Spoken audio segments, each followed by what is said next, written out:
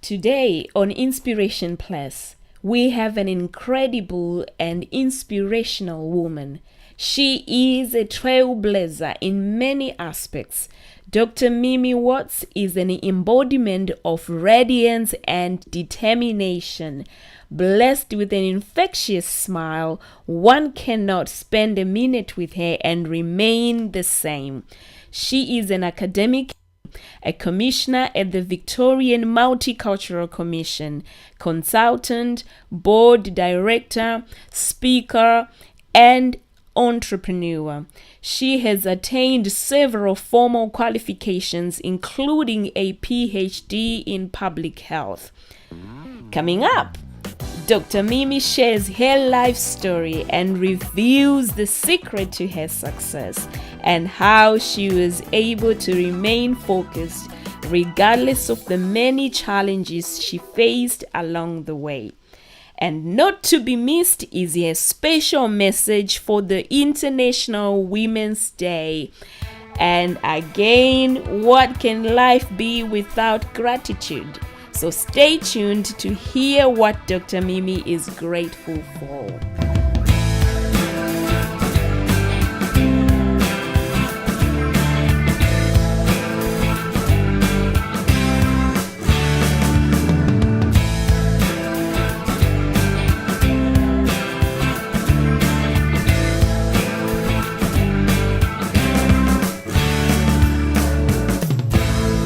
Dr. Mimmie, thank you very much for coming to Yemu TV.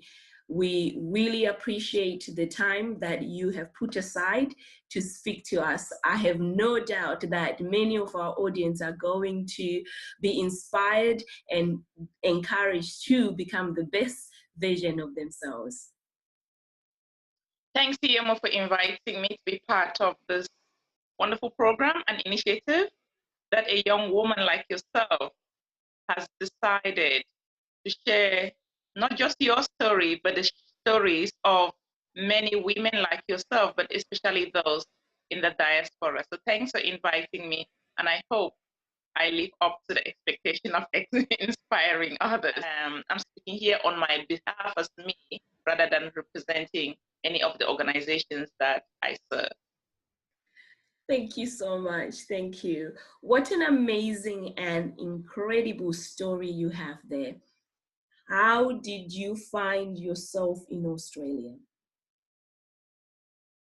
Here, my story is very, very interesting because from day one, I don't think I actually set out that I have to be at a particular point in time. But, you know, life takes you to where they think you're going to have the greatest impact. And I am a skilled migrant to Australia. Today, I'm a doctor of public health and I serve as a commissioner, just as I sit on some boards.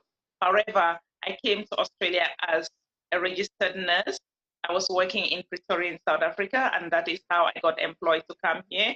But then, over the period of time that I've been here, I did further studies. I did a master's of public health at the University of Melbourne, a PhD at La Trobe University, graduate certificate in tertiary education, and also women in leadership. Name it, I've done it.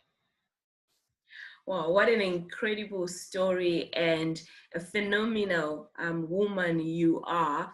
And the work that you have done, you are doing in the community is also a testament of what you have achieved and what you have done.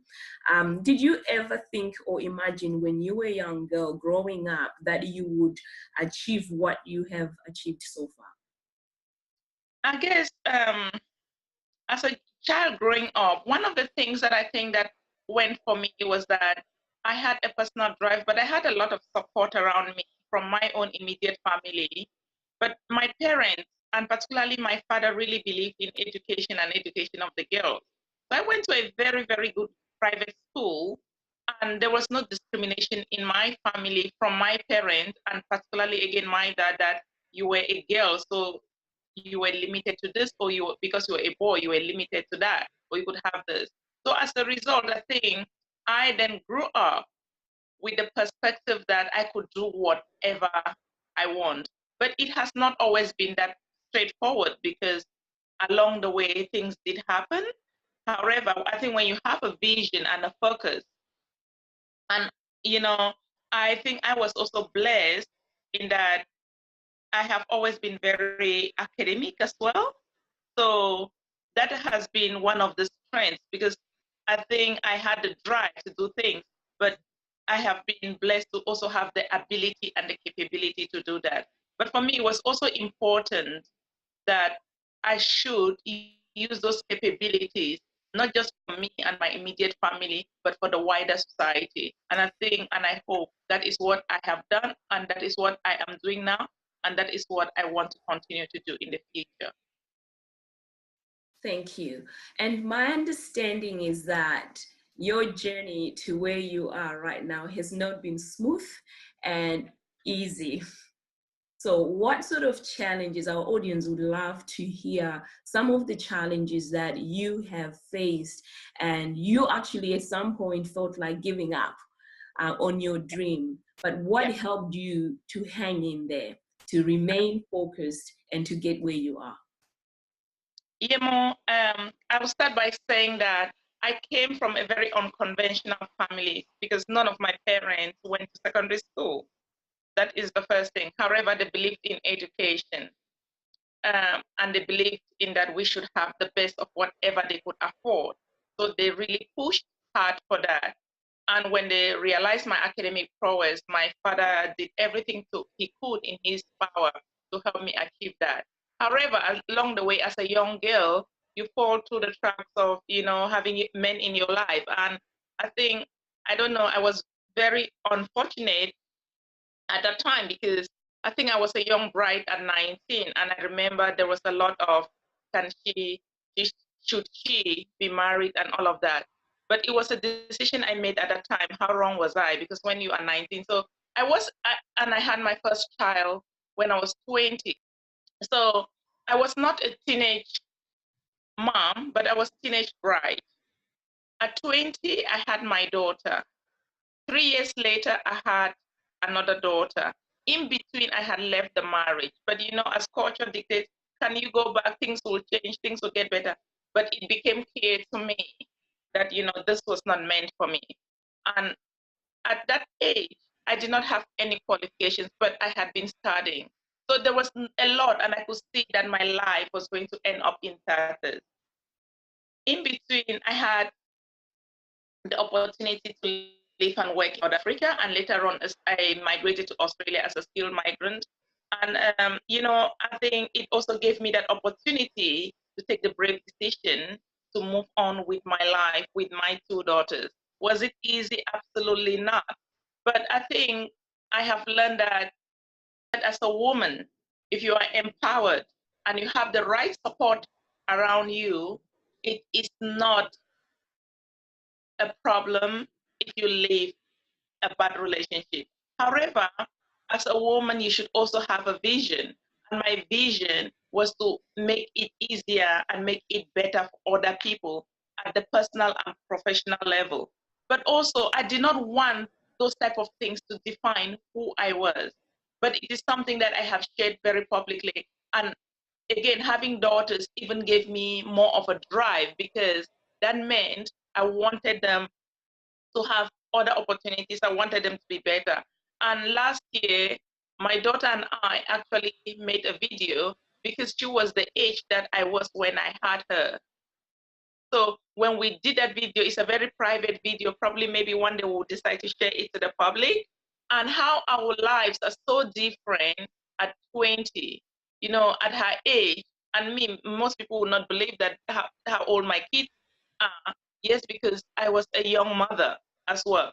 So I have done studies all through with the children. In between, I remarried after my first divorce, and but I never stopped studying. I never stopped engaging. I never stopped because for me, those were not the things that were to define me. And I believe that as a woman, as a person, as a human, what should define you should be your capabilities, not the struggles that you've been through. And that is just those are just struggles at a personal level. Of course, I've had struggles at the professional level because sometimes it can be challenging to do all the things I do But also the reality is that as women, we know the gender inequalities that exist. Just the fact that you're a woman, add color to that, then add youngness to that, and with three together, you can imagine. But I think it is how you come out of it and how you navigate those navigate those through those challenges. And my principle is just hop over it. When there is a hurdle, just jump over it and keep moving. It shouldn't stop you. So it is not how long, it is not about falling, it is how long you decide to stay on the ground, because we may not make a decision to fall. Like I did not make a decision probably in certain parts of my life to find myself in the situation that I did. However, I made the decision that this was not going to define me and this was not going to be the life that I wanted to live. And I moved on. I think my message is that people should make that decision and say, I want to live the life that I want to live, and I want to define who I am and the type of impact that I can make in the society rather than it being imposed on me. And I think when you can do that, that means you feel liberated, but that also is going to give you the energy to be able to make a positive contribution, not only to yourself, not only to the others in your immediate surrounds, but I think to the wider community. I agree totally with what you have said, because what I believe is the moment you discover who you are is the moment that you become a force to be reckoned with. They say that there are two important dates in a person's life. You know, the two important days, the first one being the day you are born, and the second one being the day you discover who you are meant to be. And so I know that a lot of us, you know, especially when we are not yet sure of who we are bound to make mistakes. And even when we know who we are, you know, life happens. We make wrong decisions, or we just make one bad move and everything has a ripple effect. But what's important is to remain focused. And that's what I take from your story, is that you, yes, life happened to you, but you did not give up. You kept on pressing ahead. You knew what you wanted. You wanted a better life for yourself and your children. And so you pressed ahead and you kept on going. That's exactly right. And I had no degree at the age of 24. At 35, I had a PhD. Anybody can do that. Let's talk about the work you do for the Victorian Multicultural Commission. How is it impacting the Australian landscape? It's been an honor to be serving as a commissioner with the Victorian Multicultural Commission, but also being an academic. And I think what those various roles have given me is the opportunity to engage with so many people from diverse backgrounds. I'll just take back a step as an academic. What do you see in the classroom? Who is in the classroom? People from so many diverse backgrounds. And that has actually given me a very good foundation in my public role as well as a commissioner, because I am able to engage with different types of audiences on different topics, but also draw on my expertise. But what having the role of commissioner has also provided me is that when you get out there, you meet people from different walks of life. And when I say different walks of life, I'm talking professionally, personally, but also from different cultural backgrounds. So, for example, if I say this week, I've had people, for example, from the Indian and Asian subcontinent that I had an event with over the weekend. I was at a book launch with a young French Vietnamese woman and a lot of people from the Vietnamese Anglo-Australian communities. Yesterday, I was at an event in northeastern Victoria, and there I had people from the Netherlands, Italy, Germany, Ireland, England, Australia, name it, that diversity.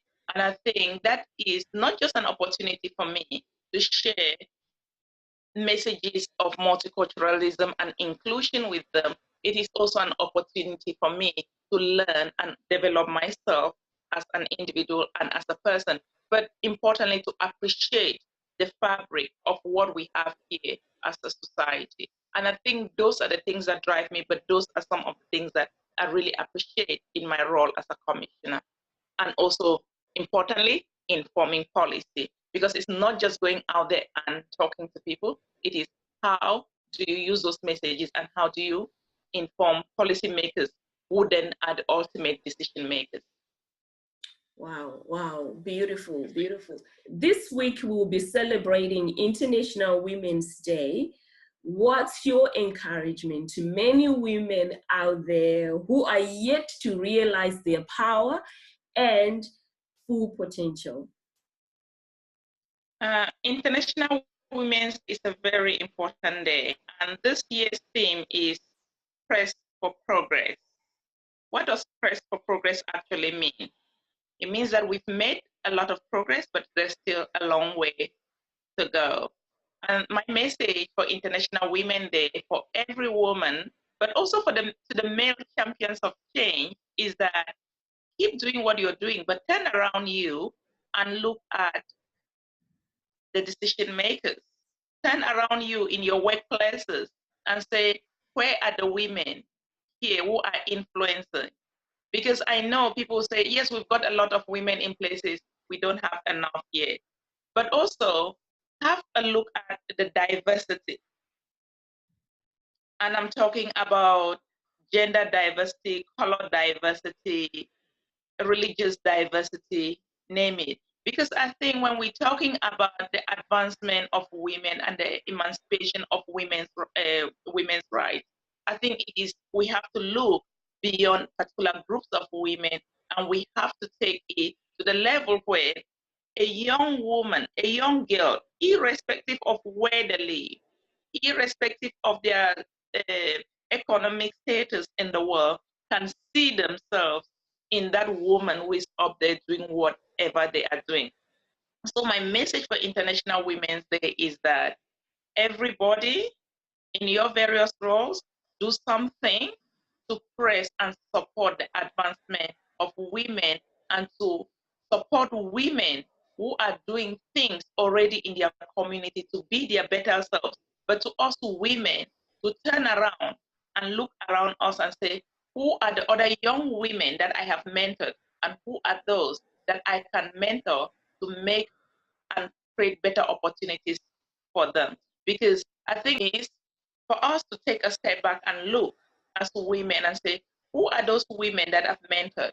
But I like to go beyond mentorship to sponsorship. And the reason I say we move beyond mentorship to sponsorship because it's okay to mentor. But I think when you're sponsoring somebody, you're actually helping to put yourself and that person out there to advocate on their behalf. Because I think if we don't do that, it is very, very difficult to get some women from particular backgrounds into certain places. But also, all of us have to be ambassadors for women, irrespective of where the women are. And I think through that, we are going to bring change, but we are going to probably achieve some of that progress that we so badly want to achieve. For those who have got the economic and the financial power, sponsor a girl somewhere. I think that's one of the challenge. And sponsoring is not just going to a country that is in one of the developing parts of the world or lower income countries. You can sponsor a child here. You can sponsor somebody in your own local community. There are lots of people around us that need a lot of mentoring, that need a lot of support. So we sponsor people. It's not just about that financial sponsorship, but it is about holding the somebody's hand and showing them what they can do or tapping them on the back and encouraging them that you can do it and helping them navigate their way. So you have to think about it. How do you sponsor? And let's move away from just economic sponsorship to the different forms of sponsorship. And I think that would be my message for people this International Women's Day. Wow, what a message. Well articulated. And thank you for that. And so we're moving, as we're coming to a close now, I want to hear from you what three things you're most grateful of or most grateful for. Oh, I'm so grateful for many things starting with my life, but I think I'm very grateful for the opportunities that I have been given to serve at the levels that I have served. And, being an academic, being a commissioner, but also being a mother. And I think um, motherhood has brought me a lot of joy. I'm a mother of three. Motherhood has actually helped me because it's always given me this grounding space, this grounding point. And I think that it's actually given me a very strong balance because every time I'm doing things out there in public or in person, I always reflect about the impact on my own immediate family, but importantly on my children as well, and also on my husband. So those are some of the things that I'm incredibly proud of, to have the family that I have, but also for the support that they have given me. I was also very incredibly proud when I finished my PhD. Do I have it somewhere? Look at Yeah. that. So these are my thesis, right? Yeah, And I yeah. think that was one of the biggest achievements for me as a person, but also professionally. And I think something that resonated with me was when my mother said to me, your book is your first husband because you take it everywhere. And I think that has stayed with me all my life because it doesn't matter what I am doing, there are certain things that I know will stay with me forever. What is in my mind, what is in my brain, what is in my head. And my message and my encouragement to other people is that, you know, you can do other things. And I know everybody cannot be that academic, etc. However, the things that, whether you have picked it just from reading a book or whatever, those are some of the things that will stay with you and those things will shape you, but don't keep them to yourself. Share them with other people. Because when you share with other people, I think you actually make the greatest impact, not just on them, but to yourself. Because I feel good when I share. And another thing that I think I'm incredibly proud of is seeing people out there or mentoring somebody and seeing them achieve. And an example is a young woman that I mentored last year, and today she works in one of the departments, and she had struggled for years and years to get a job, following her masters, etc. And today I am so proud because I feel that tomorrow I can then turn to her and say, oh, and ask her policy questions because I think she's good, but I believe in her. So for me, those are some of the things that make me proud. But the list goes on because you know, having children, doing a PhD, having people that you see their lives have changed because you've had that impact on them. But an important one was that I also think I remember is the women that I worked with, South Sudanese women in particular in Malton, and seeing how they grew from not speaking English, me setting up an English language class with them, getting them start learning the alphabet, writing their names, and today they run their own businesses, to drive their own cars. Some have gone on to tertiary education. So for me, those are some of the things that make me proud in what I do every day, but also give me the energy to do what I do. Because when you know that you can touch the life of one person and you can see them on the other end, a better person, and then also seeing that translate into their own families. Because I believe that if you empower people, but you empower mothers in particular, the outcome on their children is incredible. And I believe that that is what we should be doing. We should focus energy on families, but particularly on mothers, because we know that mothers, when they're empowered, they're going to have empowered children, but importantly, they're going to have empowered daughters. I also want to acknowledge, the community that I come from. I come from Cameroon, but also I come from Akum, which is located in the northwest region of Cameroon. And I think the culture and the people, that background that I grew up within, or the people, the community that I grew up within, have shaped the person that I am today. So I'm incredibly proud of that culture. I'm incredibly proud of all those people who, in one way or the other, helped me achieve what I have achieved today. And I hope that I can continue to give back to the society, to the community. And I'm very grateful for the opportunity that you've given me to share, a bit of my own personal story and a bit of my own personal journey with the rest of the world. Thank you. Wow, beautiful. Thank you very much, Dr. Mimmie, for your time. It's been a pleasure. We are encouraged, we are inspired, and we cannot wait to digest what you have provided to us today. So thank you very much for your time. Thanks, Yemo, for inviting me, but also acknowledging the work that I've been doing. I'm really incredibly proud as well of the work that you have done and you are continuing to do, but also to share the messages that, ordinary women like us are doing out there. Thank you so much.